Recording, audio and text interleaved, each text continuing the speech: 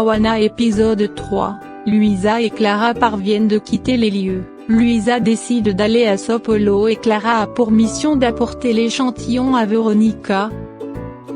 Au commissariat, Clovis revient sur sa déclaration de meurtre d'Octavio. Il a fini par avouer c'est pas lui le meurtrier d'Octavio, qu'il a juste accepté d'endosser le rôle du coupable en échange de l'argent pour donner à sa mère. Le procureur en chef de son dossier promet de lui faire sortir la semaine prochaine. Le commissaire quant à lui ne fait que déverser son colère sur Clovis qui change ses déclarations d'un jour à l'autre.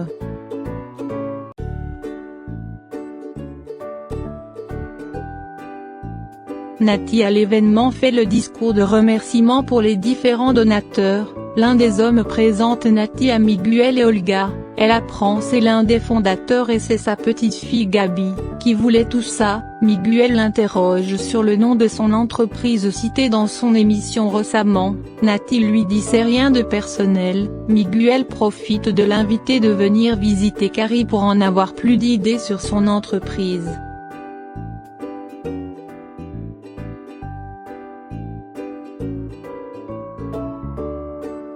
Berto discute avec Luisa pour le laisser avoir la garde de Yann mais elle refuse.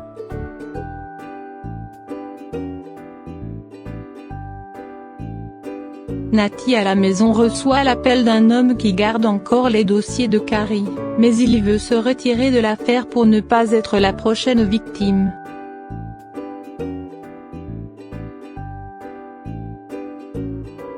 Miguel inspecte des lieux pour la réalisation de ses projets. Luisa de l'autre côté explique à Veronica comment ils ont failli les capturer. Veronica n'est pas du tout contente puisqu'elle veut obtenir une discussion légale avec les gens de la Carême. Quelque temps après ils obtiennent le résultat d'autopsie d'Antonio qui révèle qu'il est mort par un arrêt respiratoire. Ils obtiennent une liste de personnes qui sont malades depuis l'installation de l'entreprise Carême dans la région et qui présentent tous les mêmes symptômes.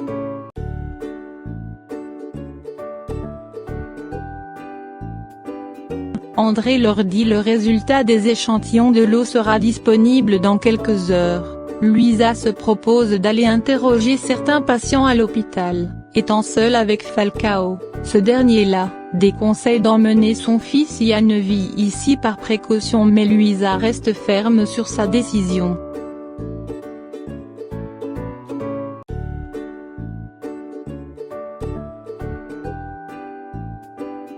Nati se trouve maintenant à l'entreprise de Carême. Felipe l'emmène visiter les lieux. Luisa se rend chez un malade pour en soutirer des informations. Elle apprend que c'était un pêcheur. Miguel continue de visiter l'entreprise avec Nati. Sous les yeux de Nati il boit un peu d'eau venue directement du tuyau de son entreprise qui déverse dans le lac. Miguel la félicite pour son courage qui se bat pour la santé planétaire. Il dit ensuite qu'Carême n'est pas l'ennemi du peuple, qu'elle doit chercher le vrai ennemi.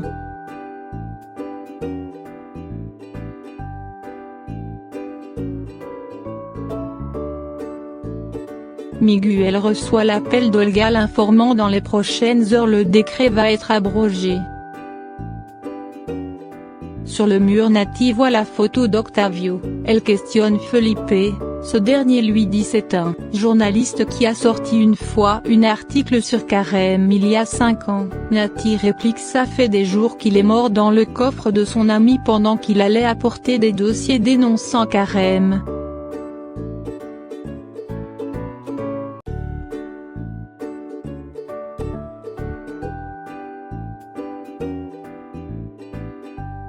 Veronica et André de leur côté entreprennent des démarches pour la libération de Clovis. Nati aux toilettes reçoit un texto l'informant le statut des réserves de Karim va être abrogé.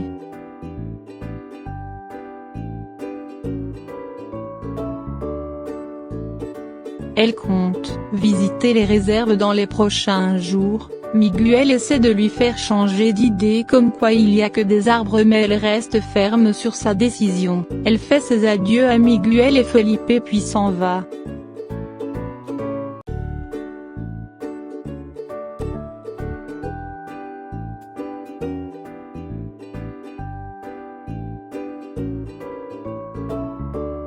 Miguel demande à ce qu'on enquête sur tous les activismes d'Awana.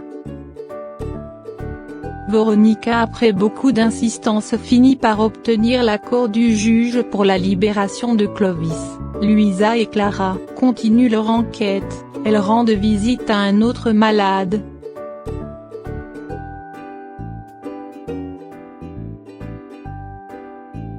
Le malade leur dit qu'il travaillait à la réserve. Un homme avec un pistolet pointe son arme sur eux et leur demande de partir.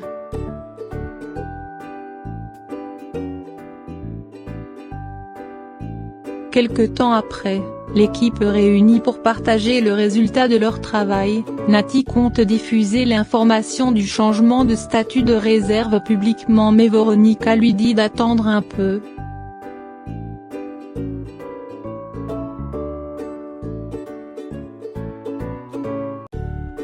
Plusieurs personnes devant le commissariat réclament la libération de Moustique. Veronica montre la déesse Corpus au commissaire pour la libération de Moustique. Le commissaire l'informe qu'il a pris la fuite avec sa mère.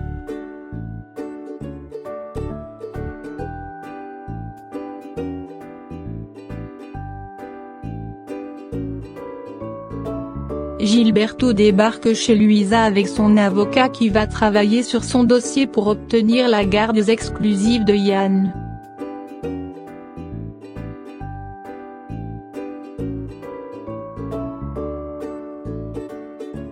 Miguel envoie un de ses associés pour prévenir aux gardiens de la réserve de rien dire à personne. Il promet de se taire, mais ce qu'il n'a pas compris, c'était un silence à jamais. L'homme de Miguel l'a poignardé à plusieurs reprises.